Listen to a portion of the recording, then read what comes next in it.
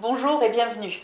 Dans ce point de grammaire, nous allons étudier rapidement un point essentiel qui donne aussi toujours lieu à des erreurs et à des maladresses de la part des étudiants. Ici, il va être question des pronoms réfléchis et des pronoms réciproques. Alors commençons tout de suite par un exemple pour que vous puissiez voir d'un peu plus près ce qui se cache derrière ces expressions. Un exemple de pronom réfléchi avec une image. He's looking at himself in the mirror.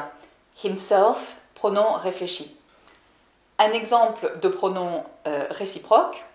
They are looking at each other. Each other, réciproque. Okay. Alors, quelle est la différence entre les deux?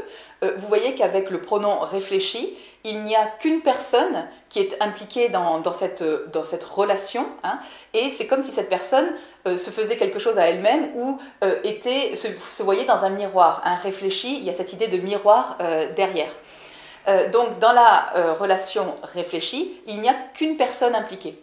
Dans la relation réciproque, il y a une interaction entre deux ou, on le verra, plusieurs personnes.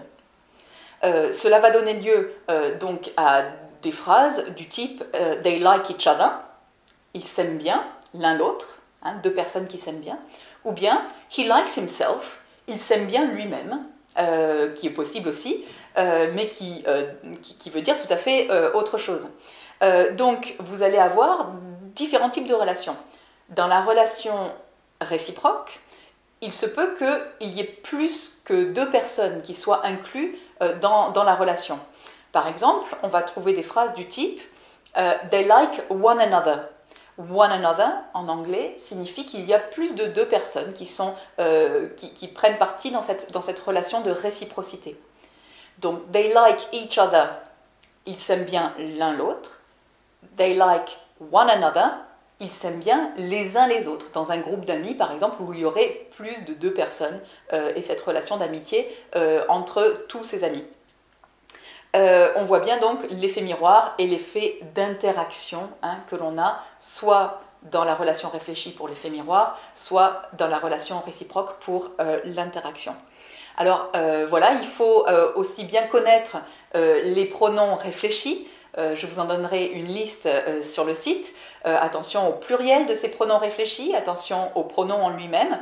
Il faut les connaître pour pouvoir les manier de façon correcte.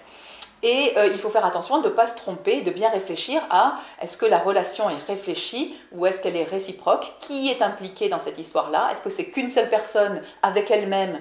Dans ce cas-là, c'est réfléchi. Est-ce que c'est deux personnes entre elles ou plusieurs personnes entre elles? Dans ce cas-là, c'est réciproque. Si vous ne faites pas attention à ça, ça peut donner des fautes un petit peu qui donnent lieu à des phrases un petit peu ridicules du type, par exemple, they called themselves this morning. Ils se sont appelés eux-mêmes ce matin, ils se sont téléphonés eux-mêmes ce matin. En fait, ils se sont appelés les uns les autres, on voulait dire. Hein. They called each other, par exemple, s'il y a deux personnes. They called each other this morning.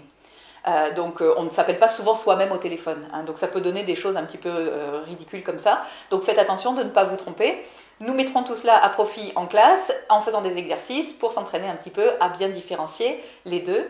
See you in class. Bye.